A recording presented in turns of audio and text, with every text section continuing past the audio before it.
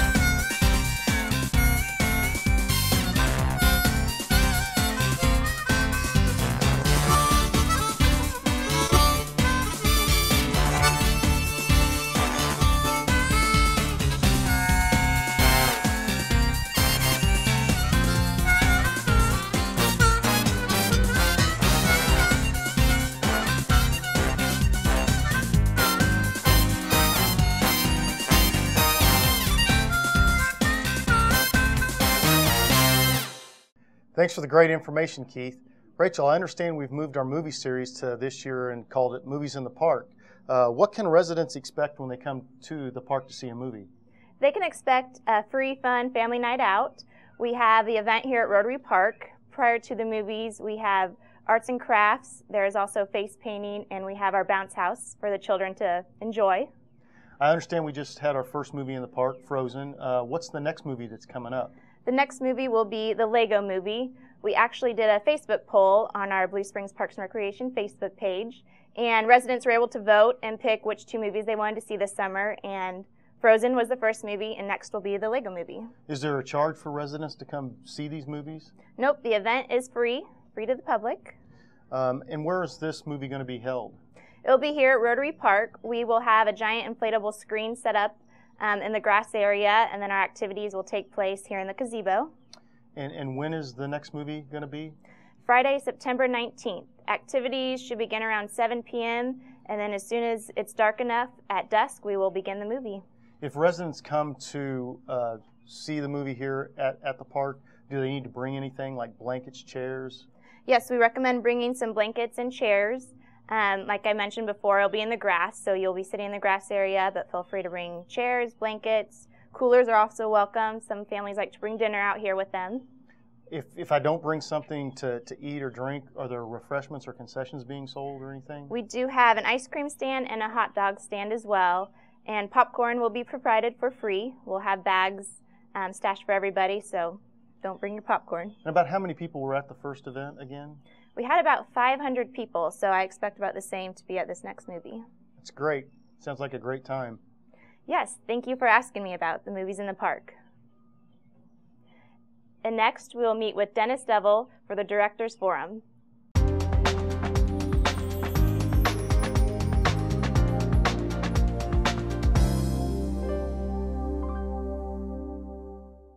I'm Dennis Devil, Director of Blue Springs Parks and Recreation, and today we're at Rotary Park. Rotary Park, located in central Blue Springs at 600 Northwest Vesper Street, is one of Blue Springs' 14 developed parks. The development of this 12-acre park began in 1975 and today offers a wide variety of recreational activities. The park offers residents 2 shelter houses, a gazebo, 2 playgrounds, 3 tennis courts, a basketball court, a sand volleyball court, and paved walking path around beautiful Railroad Lake. The park hosts several events throughout the year, including the Concert in the Park on Sunday evenings and various wedding events. Located within the park is Vesper Hall, our active older adult center for residents. The park is open for public use from 6 a.m. until midnight daily. For 9 years, the Blue Springs Public Art Commission has provided residents temporary art exhibits throughout the community. In 2014, Voices will be on display at the Adams Point Conference Center located at 1400 Northeast Coronado Drive. Annually, artists are selected through a process made up of local artists, art professionals, and residents who select a group of art pieces for the Public Art Commission to make final selections. 4 works of art are selected to be part of this year's exhibit, which will be on display from April through October 2014. Not only does the Public Art Commission provide this wonderful annual exhibit, they raise additional money to purchase public pieces of art that have remained within the community. Through private donations, the community raises money when a work of art is desired to be kept. These pieces of art are then donated to the City of Blue Springs and are cared for by the Parks and Recreation Department. You will see many pieces of art throughout Blue Springs. We thank the many volunteers, donors, and residents who have assisted in making Blue Springs an art destination by many. We encourage everyone to get out and visit these inspiring pieces of artwork. Thanks for joining me on today's Directors Forum.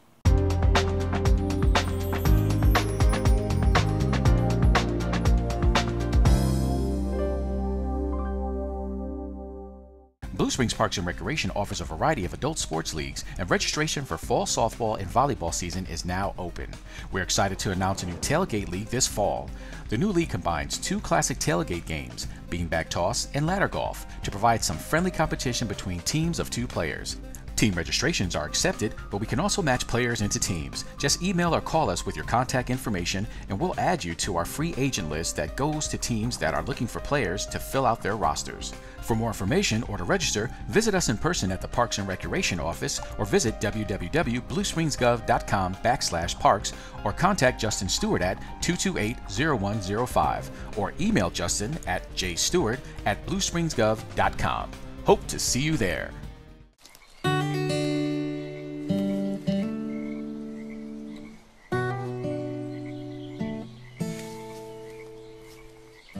When you're out there, there's no telling what you'll find. I see it! I see it! Oh, look at you. There are some moments only the forest can inspire. Find yours at discovertheforest.org. In the small town of Elmira, New York, a boy was born into an all-American family. The odds of him achieving his dream in the fashion industry? 1 in 23 million. The odds of having a child diagnosed with autism? 1 in 68. I am Tommy Hilfiger, and my family is affected by autism. Learn more at autismspeaks.org/signs. Thank you, Dennis. I recently visited the Voices exhibit and I'm really impressed. I encourage everybody to get out to the exhibit and vote for their favorite piece on our city's website. As you know, we've been working on creating some new programming. Today we have Kayla Mayfield to talk to us about a new event coming this fall, the Amazing Challenge. Thanks for having me on, Rachel. Thank you. Can you tell us about this new event and what participants can expect? Absolutely. It's a fun event for all ages. Teams of 2 will compete at Young Parks on October 4th, starting at 9 a.m. We'll move to the golf course and back, competing in challenges along the way. What are some of the challenges that teams will compete in? Well, we don't want to give them all away because that would make it too easy. There's about 12 to 15 challenges, and they'll be anywhere from trivia to talent, memorizing, and athletic challenges. And so there's really something for everyone. Great. Is it competitive? Do teams need to train? Well, there's a variety of events, and there's really no need to train. There's a little bit of distance involved going from event to event, but no need to train. Besides competing in the event, what can an individual expect? Will they get prizes? Absolutely. Prizes are awarded to the top teams, as well as individuals get custom finisher medals just for competing, and a t-shirt, as well as breakfast from Chris Cakes after the event. Can kids or adults participate? Yes, there's 2 divisions. So one division is adults only, so you have to be 18 and older, and one division you have to have at least one on your team that's under 18. And what about after the event? Do we have any activities going on? Yeah, Chris Cakes will be there flipping pancakes, so participants automatically get tickets with their entries, and then additional tickets can be purchased for family members or anybody who wants to come out to watch the event for $5 each. And how can you register for the event? You can register for the event by going to the city's website or going to calling our office at 816-228-0137. Great. Well, it sounds like an amazing event, and thank you for coming on the show. And I encourage everybody to get out and sign up for the amazing challenge coming this fall before spaces fill up. And now we will visit with our Parks Commissioner, Jennifer Splittar, for a few interesting facts about how parks impact our community.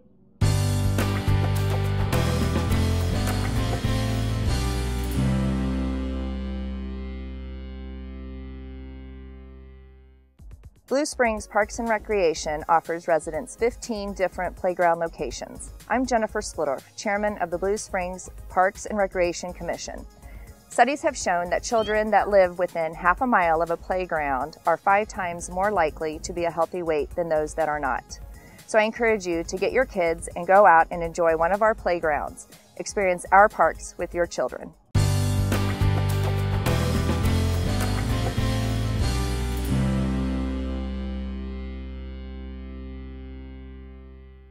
Join us for the 3rd annual Family Fun Run in downtown Blue Springs on Saturday, September 6, 2014. New this year, we have partnered with the Blue Springs School District Unity Week festivities and encourage runners to come out and support their favorite school.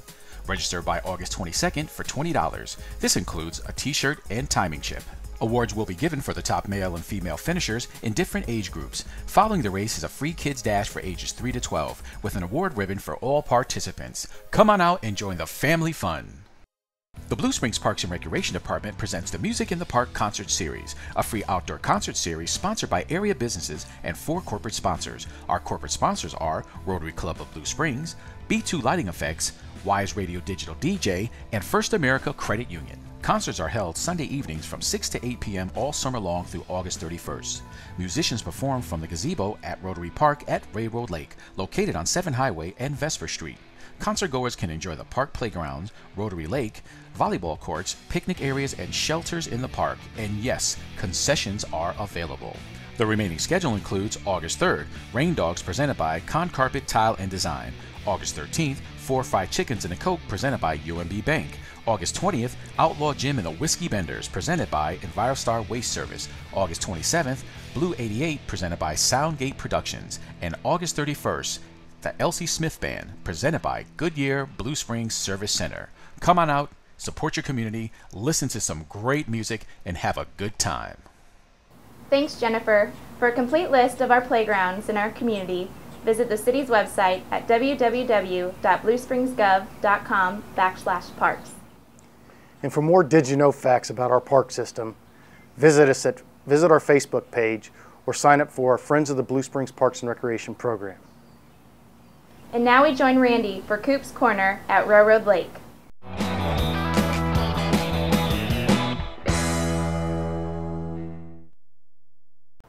Hi, I'm Randy Cooper from the Blue Springs Parks and Recreation Department. Welcome to Coop's Corner. Today I'm in Rotary Park at Railroad Lake in the central part of Blue Springs. This is one of the most highly used and most popular parks that we have. We offer everything from tennis to volleyball, to shelter rentals, to playgrounds, movies in the parks, and concert series. This is a very active place. And I thought I would take a little bit of time to share something that maybe you don't know about the park, something that kind of goes on behind the scenes. Now this park is, like I said, right in the middle of Blue Springs, and it's kind of located in a bowl between Main Street and I-70, 15th Street and the hospital. There's a big depression that all the stormwater runs to the park, and it ends up in our lake. And that's the subject that we're going to talk about today, the lake and what happens to all that stormwater. Now I told you that this area takes a lot of water. During a big rain event, this whole valley will fill up, and that's what it's designed for. It's designed to protect the houses that are downstream. Now, one of the byproducts of that is that we get a lot of stuff washing into the lake. A lot of undesirable stuff like road grime and sand and gravel, and trash and leaves and grass clippings. Those things end up in our lake. And what happens when the rain settles down and the water runs over the dam and it starts to settle into the bottom of the lake? All this debris settles and starts to build up. And once it builds up, the lake becomes shallow. And that's what we're going to talk about next, what we have to do in order to keep the lake at a proper depth. As you can see over my shoulder, we have a dredge in the lake. Now this dredge is a hydraulic dredge. It's pumping up water and silt and sediment and pumping it out of the lake. And it's pumping it into a big bag that allows the water to run out and holds the silt and sediment back in, and then the water runs back into the lake, and the process just keeps going on and on. Now we estimated there was going to be about 4,000 cubic yards of silt and sediment in the bottom of this lake. And when you consider the lake is just about at an acre, that's a lot of dirt. In order to allow all of the benefits of the wildlife in the area, we have to keep the water level at a certain depth. And we like to keep it around 6 feet. In order to do that, we have to periodically remove all the silt and sediment. About every 10 to 15 years of stuff washing into the lake, it piles up to the point we have to clean it out. Well, I hope you've learned a little something today about our park. This is one of those places where many people come. We have wildlife, we have children, we have all kinds of people walking the trails, and we want to keep it the best we can. So in order to do that, we have to go through this process every few years. Usually about 10 to 15 years that we have to dredge the lake, and it is very expensive. So we do everything we can to avoid it. We do a little cleanup on our own when we can, and we also try to keep a lot of the trash out of the lake. Every time something blows into the street, a lot of times it will end up right here. Trash bags and other things that people don't control will sometimes cause a problem for us down the road. So keep that in mind when you're out visiting your parks. Think about how you can help keep them clean. These are the dewatering bags that the silt and sediment are pumped into. And the bags have pores in them and it allows all the water to run out. You can see the water running out of the one bag right there. And water is pumped right back into the lake so it can be reused again. Each one of these bags is 100 feet long and 30 feet wide, and they'll hold over 1,000 yards of silt and sediment. Now after the dredging is all done, these bags will sit here for up to 3 months until they completely dry. When they're dry, we'll cut the bags open and remove all the dirt, haul it away, or use it for backfill. And when it's all done, this will be a nice green grassy area again. Well, I'm standing here on the gazebo, one place in the park that gets more use than any place else. We host a wedding here at least every weekend during the season, and oftentimes there's 2 or 3 weddings a weekend. And one of the reasons why this is so popular is that it can be a very picturesque place. And that's another reason why we put so much effort into keeping the lake clean. Now, eventually, we'll put the art piece, the sun dancers, back in the lake, and the fountain will be flowing, and this will again be the pretty place that it always is. Thank you very much for watching, and we'll see you next time on Coop's Corner.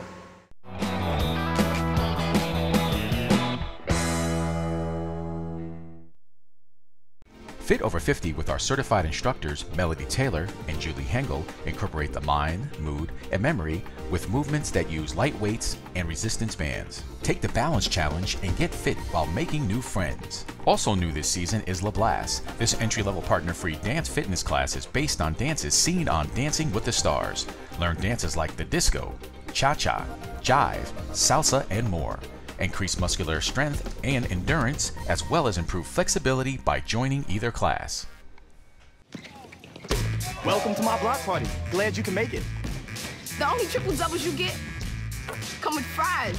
Last time you blocked someone, you were online. I can do this all day. Your moves are just gay. Using gay to mean dumb or stupid, not cool. Not cool. Not in my house, not anywhere. It's not creative, it's offensive to gay people. And you're better than that.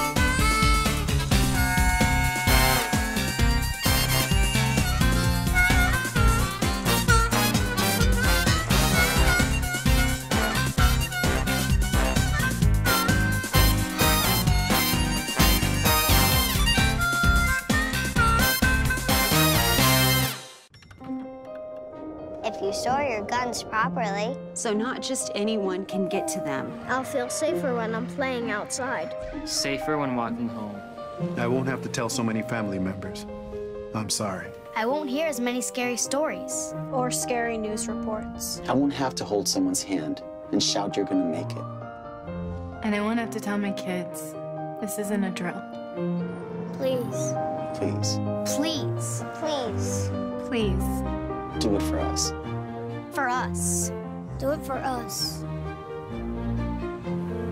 Your family, friends, and neighbors are all counting on you. Never let your gun get into the wrong hands.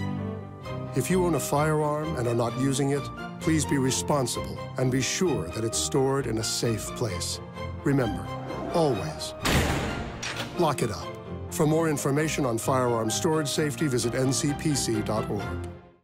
Thank you for joining us today. If you would like more information on anything you've seen, please visit us at bluespringsgov.com, follow us on Facebook or Twitter, or email us at parks@bluespringsgov.com. I'm Rachel Updegrove. And I'm Dennis Dole, and we hope to see you in the parks soon.